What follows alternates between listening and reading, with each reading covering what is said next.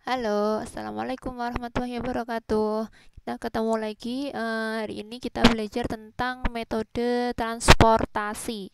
Nah, transportasi ya, berarti di sini kita pengen tahu nih, eh, kalau perusahaan itu bikin produk, kemudian butuh ngirim, itu nanti kita mencari yang namanya biaya distribusi terendah. Nah, itu kita gunakan yang namanya metode transportasi. Jadi tujuannya meminimalkan biaya dari pabrik, yaitu barang ketika dibuat sumbernya, dan ke tujuannya. Jadi dari pabrik yang buat produk ingin dikirim ke outlet-outlet yang melakukan permintaan. Jadi di sini adalah eh, dari pabrik, tujuannya pokoknya perusahaan itu pengen ngirim barang ke orang-orang yang meminta ya, ke tujuan. Intinya di sini ada sumber, ada tujuan. Sumber ini biasanya pabrik, gudang. Kemudian tujuan berarti lokasi yang melakukan permintaan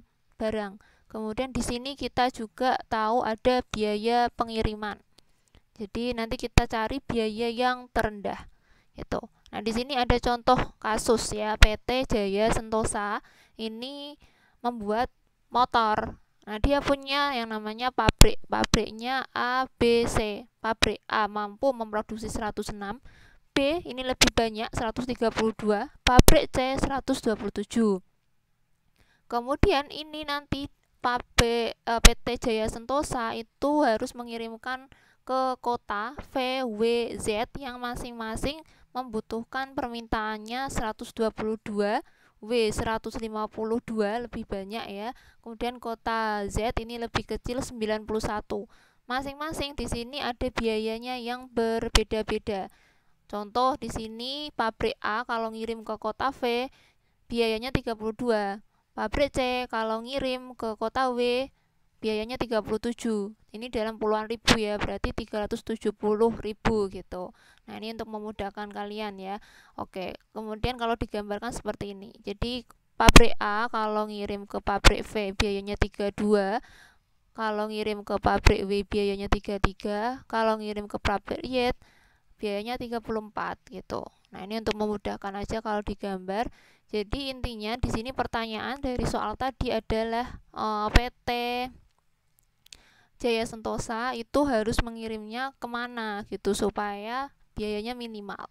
Nah, untuk metode transportasi dia punya dua pola. Pola yang pertama yaitu metode northwest corner atau sudut kiri atas. Jadi ini lebih mudah. Jadi langsung aja ditulis tadi ya. Di sini kita tulis biayanya tadi yang sudah ada di soal, dan di sini adalah kapasitas kemampuan masing-masing pabrik dalam memproduksi motor tadi. Pabrik A cuma bisa 106 produksinya, pabrik B 132, pabrik C 127. Sedangkan di kota V itu cuma butuh permintaannya, pesannya 122. Pabrik W pesannya 152. Kota W pesannya 152, kota Z pesannya 91. Nah, ini kalau digambarkan seperti ini. Kemudian kalau pakai metode yang pertama tadi ya, northwest corner, ini dia dimulai dari kiri atas, sudut kiri atas. Nah, sudut kiri atas berarti ada di sini. Ini kiri atas. Jadi langsung saja kita lihat pabrik A ini dia tadi punya kemampuan produksi sebanyak 106. 106 berarti langsung saja kita bisa menaruh di sini 106 karena di sini permintaan di kota V itu 122, sehingga permintaan ini masih kurang. Kurangnya kita ambilkan dari pabrik B. Pabrik B, pabrik B ini tadi bisa memproduksi 132. Sehingga kekurangannya tadi ya di sini butuhnya 122, ini kurangannya tadi berapa? Berarti 122 dikurangi 106, 16. Sisanya berarti kita kirim ke kota selanjutnya, yaitu di kota W. Kota W berarti masih punya sisa dari 130 dikurangi 16, yaitu 116. Sedangkan di kota W ini dia permintaannya tadi 152, berarti masih kurang. Karena masih kurang kita ambilkan di pabrik C. Pabrik C tadi bisa memproduksi 127 gitu. Nah, sehingga di sini kita kurangannya tadi berapa? Kurangannya dari kota W yaitu 152 dikurangi 116, 36.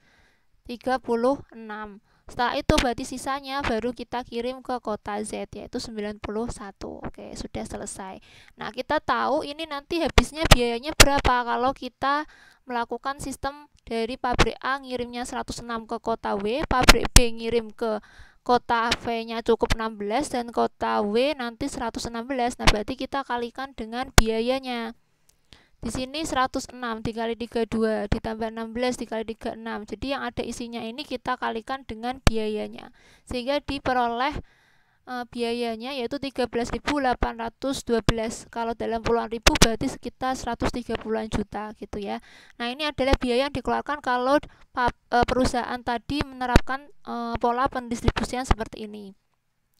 Kemudian metode yang kedua, kita bisa gunakan metode biaya terendah. Berarti ini kita memasukkan angkanya berdasarkan biayanya. Kita lihat dulu biaya yang terendah. Nah, biaya yang terendah kalau kita lihat di sini ada di sini 32. Ini adalah terendah dibandingkan biaya-biaya yang lain dalam kotak merah ini. Sehingga kita langsung bisa menulis di sini sesuai dengan kemampuan pabrik yaitu 106. Kemampuan pabrik A itu mampu memproduksi 106. Langsung aja di sini. Gitu. Nah, kemudian karena di sini setelah biaya 32, biaya 33 ini juga udah nggak bisa kita kirim karena kemampuannya A sudah habis ya, sudah habis semua. Berarti kita cari di bawah ini yang biayanya terendah lagi di mana? Oh, biaya terendah lagi ada di sini, 34 ini terendah. Berarti ini adalah kota V. Kota V tadi sudah dikirimi 106. Dia padahal butuhnya 122, sehingga 122 dikurangi 106 adalah 16. Nah, di sini berarti 16. Kemudian setelah itu yang terendah lagi di mana? Oh, terendah lagi 36, tapi ini sudah selesai. Ini sudah terpenuhi semua. Kemudian yang terendah lagi di mana? Oh, di sini 37. Oke, 37 ini adalah kota W ya, kota W dari pabrik C. Pabrik C tadi sudah mengirimkan 16 dari kapasitasnya 127. Sehingga pabrik C ini masih punya sisa stok 127 dikurangi 16 ini. Jadi dia tadi sudah dikasih ke kota V16. Berarti 127 dikurangi 16 yaitu 111. Kemudian setelah itu kita cari lagi biaya yang terendahnya lagi di mana? Oh, biaya terendahnya lagi ternyata ada di sini 38. Nah, kita lihat di kota Z ini dia butuh berapa tadi? Oh, dia butuhnya 91. Kita langsung aja tulis di sini 91. Selanjutnya kita cari lagi yang terendah 40. 40 udah nggak bisa diisi karena di sini sudah habis, pabrik C-nya sudah mendistribusikan stoknya habis 127. Sehingga selanjutnya di sini 42. Nah, 42 ini tadi kota W baru dikasih 111. Padahal dia butuhnya 152. Sehingga 152 dikurangi 111 yaitu 41. Oke, sudah selesai. Nah, ini pakai metode biaya terendah. Coba kita hitung lagi biaya yang dikeluarkan berapa kalau pakai metode ini. Oh, ternyata setelah dikalikan biayanya lebih rendah, 13.223. Yang atas tadi menggunakan metode sudut kiri atas 13.812. Berarti metode biaya terendah ini menghasilkan biaya yang lebih rendah kalau didistribusikan dengan pola seperti ini. Nah, pola-pola ini perlu diuji kembali dengan menggunakan metode yang lain. Jadi nanti kita mengenal lagi ada metode stepping stone dan ada metode Vogel. Oke, lanjut ke video selanjutnya ya.